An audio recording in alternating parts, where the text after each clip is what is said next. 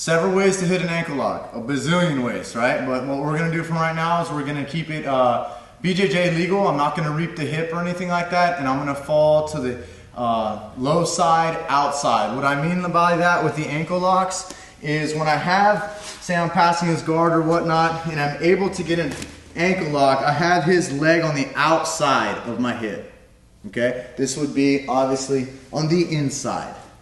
So when I go to the outside, low side, that means I'm falling over this way, right? If we were going outside, high side, it would be this way. So that's what I mean by that terminology, and you'll hear that a lot later in the later apps and the later videos.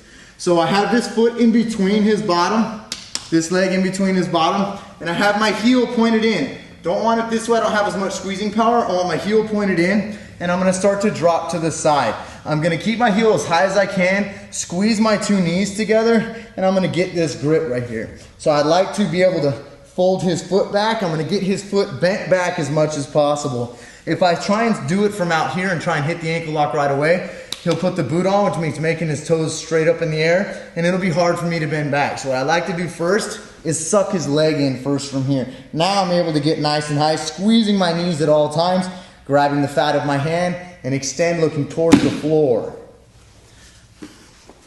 Again, I'm coming from an open guard standpoint or passing guard or whatever. I'm here, I'm able to get this foot shelved. I can grab it. I don't need to grab it low by the ankle. It's easy for him to turn his heel and pull out. I can grab it higher. It's okay to have it up here. I'm gonna start to sit back, putting his heel into his hip and staying here. I'll stay up on my elbow until I get my grips. I'll start to rotate towards the end of his foot. Now I tuck that elbow in. Notice I'm not up on my elbow anymore.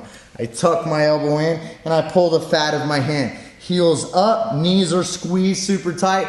I'm gonna look towards the floor and away. Stretching out the foot lock.